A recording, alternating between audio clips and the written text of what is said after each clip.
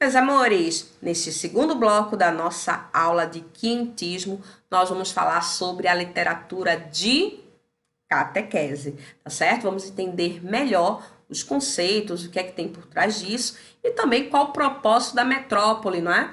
Em trazer os padres jesuítas para o Brasil. Vamos lá? Vem comigo!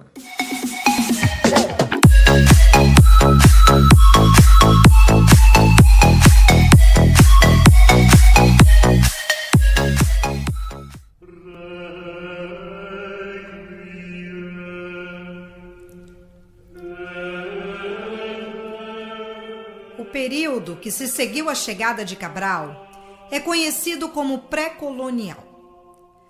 Uma época conturbada em que o mundo tomou conhecimento da eleição de 6 papas e conviveu com os movimentos da reforma protestante e da resposta da Igreja Católica com a Contra-Reforma. Com a colonização, a partir de 1530, e com a criação da Companhia de Jesus em 1534 por Santo Inácio de Loyola, reconhecida por bula papal em 1540, foi possível iniciar-se a catequização dos povos por meio de missões. A partir de 1549, chega ao Brasil o primeiro grupo de 6 missionários liderados pelo padre Manuel da Nóbrega, vindo se juntar a eles em 1553 o padre José de Anchieta, chamado de o Apóstolo do Brasil. Foi Anchieta quem abriu os caminhos do sertão, aprendendo a língua tupi e compondo a primeira gramática indígena.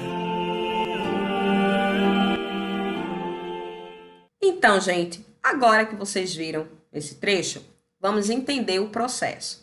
Os padres jesuítas eram enviados às colônias, tá certo? Para poder ensinar aos povos, né, daqueles locais em que os portugueses, vamos focar em Portugal, em que os portugueses haviam chegado e, de uma certa forma, dominado, né? E eles iriam fazer o quê? Bem, o propósito era conhecer a cultura, conhecer a língua e ir justamente a partir desse processo, né, criando um laço e aprendendo a língua deles e passando a nossa para eles, né? No caso, a língua de Portugal para os indígenas. E para vocês terem ideia, né, isso é um processo demorado, é um processo lento, é um processo difícil, tá? Não é fácil, gente, você aprender do zero tudo isso. Os jesuítas foram nossos primeiros grandes educadores, exatamente. Eles têm um papel pedagógico. Só que, junto a esse papel pedagógico, eles também têm um papel de aculturação fortíssimo, né? O papel de mostrar aos índios que aquilo que eles tinham não era nada, e que aquilo que eles traziam, né, o conhecimento sobre a Bíblia, sobre a religião católica, sobre a cultura portuguesa, é que era o correto, né? Então, esse processo, ele é um processo que realmente destrói. É um processo, gente, que é feito para realmente, né, digamos assim, subtrair uma nação, um povo. Porque a partir do momento que eles acreditam que tudo que eles têm é nada, eles também se tornam um nada, entendeu? Então, esse processo ele é muito profundo. Então, quando a gente diz que a catequese colaborou com o processo de aculturação, é por conta disso, tá bom? José de Anchieta, Fernão Cardim, Manuel da Nóbrega foram figuras importantes que deixaram marcas, estilos próprios na arte manifestada durante o período quintista. Mas, Kelly, você está falando em arte. Como é que tem arte na catequese? Como é que isso acontece? Bem, primeiro, quem é católico entenderá talvez mais fácil. Mas se você não é católico, você também tem, por exemplo, aulas dominicais, né, na sua igreja, ou em qualquer outra referência que você tenha de religião. É comum que os preceitos sejam passados, né, dos mais velhos para os mais novos, certo? Então, pegue desse princípio. Os padres jesuítas começavam seu processo de catequese pelas crianças, tá? E, obviamente, isso é um processo de pedagogia, gente. As crianças aprendem mais facilmente uma nova língua. As crianças têm a mente aberta para o novo. As crianças têm facilidade para a aprendizagem muito maior do que um adulto. E fora que o adulto, ele já está ali, né, todo fechadinho, né, e de repente não quer aquilo e acha, né, e pode se rebelar, pode se revoltar. E a criança vai achar aquilo divertido, aquilo diferente, aquilo legal, pronto. Então começa por aí o processo, começa da base, não começa do topo. E aí eu já estou instalando as minhas raízes dentro do processo de catequese e de aculturação, tá?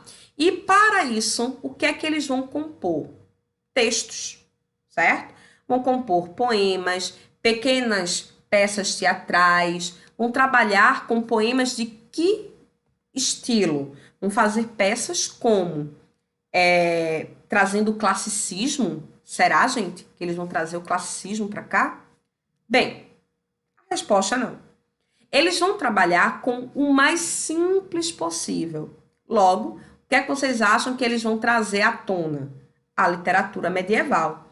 Primeiro, que é uma literatura, né, bem teocêntrica. Todos vão lembrar isso aí, tá? O teocentrismo bem marcante ali. Outra coisa, os versos são menores, os versos são redondilhos, tem a questão da musicalidade, lembram as cantigas? Pois é, então a musicalidade que facilita, inclusive, no processo, né, de ensinamento, de compreensão, de aquisição, uma vez que, né, com a música você facilita o processo. As temáticas são sempre religiosas, sempre tem uma moralização, né? O teatro alegórico ao modo de Gil Vicente, com certeza é bastante enfatizado aqui, para mostrar, né, o bem e o mal, pegando elementos do cotidiano daqueles indígenas e transformando, né, e mostrando e ensinando a eles o que pode representar o bem e o que pode representar o mal, certo? Outra coisa também, então quer dizer que o alto pode ter sido, sim, o alto foi trazido. Tanto que nós temos uma peça de José de Anchieta que é bastante conhecida, o Alto de São Lourenço, tá? E, gente, outra coisa, quando você vir, tá, um texto de José de Anchieta, Anchieta tem duas grandes colocações para a gente. Essa posição, essa construção, não é? Com finalidade pedagógica, lembrem, a poesia, o teatro de Anchieta tem uma finalidade pedagógica, certo? Para o outro lado, ele também foi além, foi o primeiro, né, a publicar uma gramática latim-tupi, tupi-latim, justamente facilitando, inclusive, para os portugueses esse diálogo, essa compreensão, essa relação entre, né, os indígenas brasileiros e os novos habitantes, né, vindos de Portugal que vieram morar aqui. Então, ele tem também nesse papel super importante aí, essa primeira gramática, tá bom? Kelly, vamos aprofundar? Vamos fazer leituras e vamos perceber em trechos que eu vou sortear e deixar para vocês, tá? Essas características, gente. Então, o mais importante foi a parte teórica e agora a gente vai aplicar essa teoria em textos e fazermos questões. O assunto ele é bem curtinho, certo? Então, nada de dor de cabeça, ao contrário. E eu deixo também um convite a vocês. Vocês já assistiram ao filme Avatar? Avatar, daquele povo azulzinho, será que vocês lembram? É esse aqui, ó.